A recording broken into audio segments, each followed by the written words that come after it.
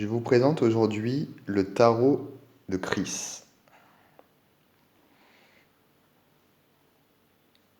Alors, il y a écrit ici Gibraltar. Je ne sais pas si c'est le nom du tarot ou si c'est issu d'une bande dessinée qui s'appellerait Gibraltar. Je suis pas trop, je me suis pas renseigné du tout. Je sais que l'auteur s'appelle Didier Chris, il me semble, c'est Didier. Et, euh, et je pense qu'il est belge, peut-être français, mais je crois qu'il est belge.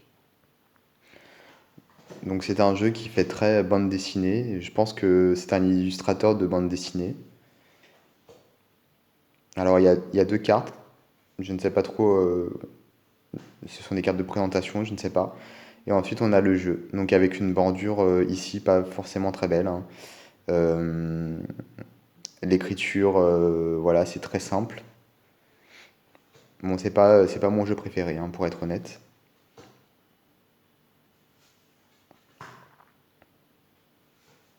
Donc on retrouve vraiment un univers bande dessinée, hein, comme je le disais.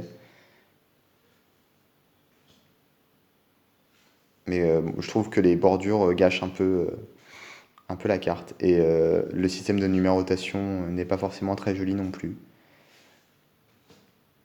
Après, les illustrations, on aime ou on n'aime pas, chacun ses goûts.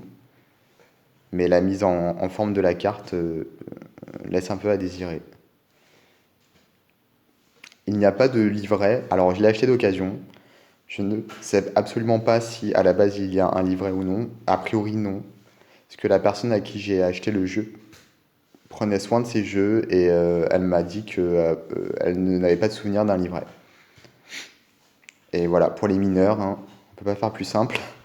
C'est-à-dire qu'il y a déjà des mineurs qui sont peu illustrés dans certains jeux. Et où par exemple pour les coupes, on a une coupe, là on a deux coupes dessinées, trois coupes dessinées. Là c'est même pas ça, c'est juste on a la coupe en haut et le numéro 3 en gros. Donc c'est encore plus facile et encore plus simple.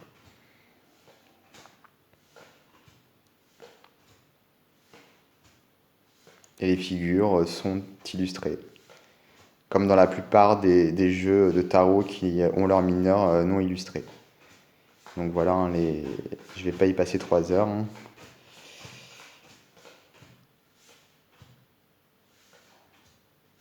Et je crois que je viens de me rendre compte que les figures sont toutes similaires. Attendez, je vais vérifier. Oui. Alors, les figures sont similaires. Il n'y a uniquement que le petit symbole pour en bas qui détermine si c'est des coupes, des épées, des deniers ou quoi, qui change. Donc oui, c'est pas foulé. C'est le moins qu'on puisse dire. Concernant la qualité des cartes, bah, rien d'étonnant, elle est très fine. C'est une qualité assez médiocre. Donc voilà. Bon, comme vous l'aurez compris, c'est pas mon jeu préféré. Et c'est vrai que on attend un peu plus de.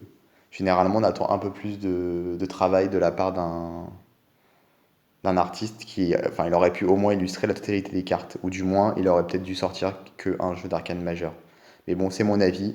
Après, chacun est libre de penser ce qu'il veut. Je vous dis à très bientôt pour de nouvelles vidéos de jeux de tarot ou d'oracle mis en ligne. Et n'oubliez pas de suivre ma chaîne YouTube pour être prévenu des prochaines vidéos. À bientôt!